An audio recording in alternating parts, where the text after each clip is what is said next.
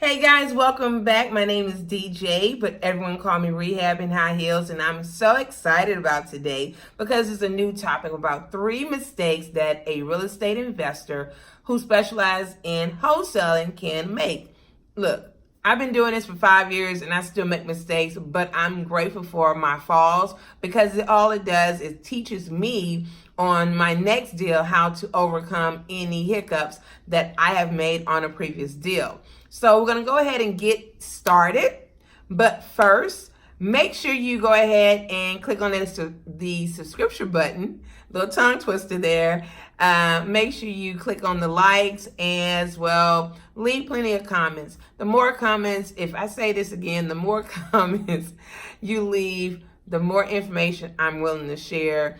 You know, this is nothing but a wealth of information that I want to pour into the next real estate investor. You know, I've heard several stories. Hey, how do I want to get started? And I'm like, look, just find me on YouTube or Instagram or Twitter, and I'm there.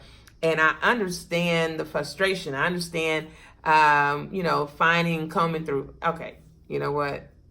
I just digress.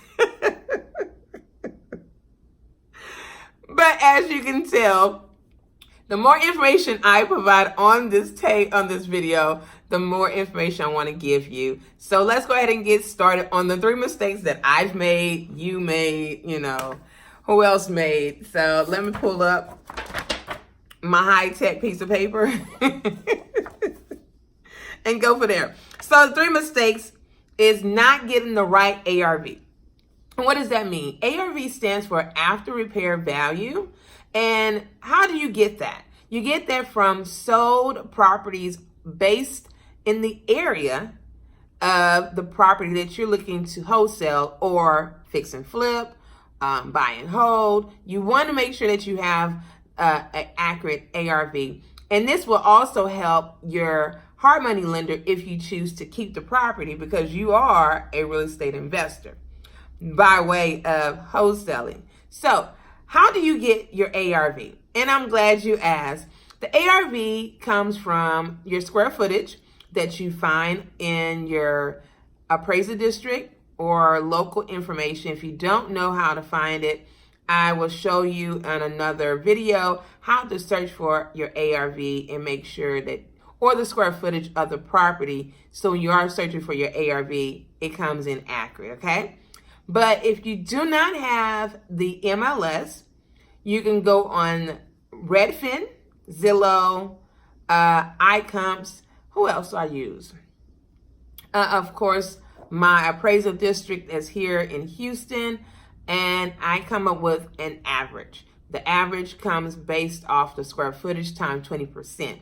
So I like to give out numbers. So let's say the square footage of this house, which is my house, is 1,000 square foot. I multiplied 20%. So 20% times 1,000 gives you 200. You subtract the $200, 200 square foot from 1,000 square foot, which leaves you your minimum of 800.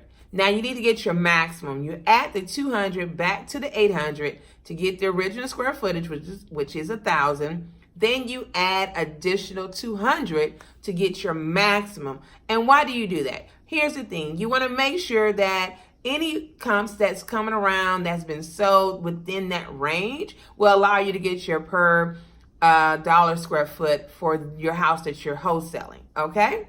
So once you get that, that will help you identify, 1, how much you can actually wholesale this property, 2, how much you can get from your hard money lender or private money lender, 3, whenever an appraiser come out, they want to say, hey, we couldn't find these particular properties that were sold within the area that you're looking at. You can show proof based on the time frame, which is 6 months or less, and definitely do not cross over major freeways or railroad tracks to get your comps. You can't find a comp in A and then go down 3 miles, 4 miles down and get another comp. It doesn't work. And that's what happened to the crash. Note to self, okay? So make sure you get an accurate ARV. So let's say you don't want to find the ARV, who do you go to next? Contact your local real estate agent. Tell them, hey, I'm a real estate investor, not wholesaler, and you're looking for the comps in this area for this particular property. Can you help? Now, I believe I have left several marketing tips of building a relationship with real estate agents. If not, look in my glossary folio of finding the right real estate agent. And I promise you, the more real estate agents, the more relationship you have, they will end up bringing deals to you as well you bring deals to them as another exit strategy. Okay? So mistake number 2, which is do not get scaled. Let me say that again. Do not get scaled by your motivated seller. Here's the reason why I'm saying that. You come in prepared. You walk in, you know how much your maximum allowable offer to your seller is going to be. If they say that the price is too low, you want to listen to them. But if you are so eager, I mean, trust me, when I was wholesaling with 0 months of experience, they could have told me $200,000, and I know I did my due diligence, and I'm supposed to offer them $80,000. But I wanted the deal so bad. You cannot, I repeat, you cannot go ahead and just say, hey, I'll take your offer, because you're going to end up making them upset that you could not own up or buy their property because you are a real estate investor, or you cannot find a motivated end buyer because they're going to end up calling you back or send you an email or text message saying, hey, your deal is too high. I don't want to do anything with it. Find someone else. And then you got to go back to the seller, resell them. They say no, and it's just a big mess, right? But what you want to do is build enough rapport and find out why do they want to scale, or why do they want to increase their price. Sometimes they have a lot of delinquent taxes, divorce. They want to split 50-50. You don't know. So if you don't ask the right questions, and the reason why they're scaling, you know, you're not really doing justice to the deal. And here's another thing. You want to make sure you have the right tools in your tool belt. So if they want to scale, say, hey, would you be interested in another exit strategy? And, you know, again, there's so many. I mean, it's called creative financing. And if they're willing to allow you to provide solve a problem for them, then your outcome will be great, because there's always 3 wins, which is a win for the seller, a win for the end buyer, and of course the win for yourself because you did the job correctly. Honesty is always the best policy. All right. And the last mistake that I've made or you have made is not getting a backup offer. Let me tell you, you get a deal and you're excited. You market, you find an end buyer. The end buyer say, hey, I want this deal, DJ. I want what you have. Let's get started. And you're like, okay, cool. You stop marketing. That's a huge mistake. Don't stop marketing your deal, because there's several reasons why. 1, you find an end buyer, they back out. 2, you got to start all over again. You got to put the money back out there. You got to search. You got to, so, or, you know, here's another thing. The end buyers say they want to do a deal with you, don't provide the earnest money. You put it in good faith because they say, hey, you know, we can go ahead and close in 10 days if you don't offer the earnest money. And then you're like, well, okay, don't do that. I repeat, do not do that, okay? You want skin in the game. You want to make sure that you have the right end buyer. And by making sure that you stay on top of having a plan A, B, C, and D, matter of fact, until that deal is closed, don't start marketing. When you're done marketing or done with this deal and everyone is all happy, including yourself, use that as a ghost lead.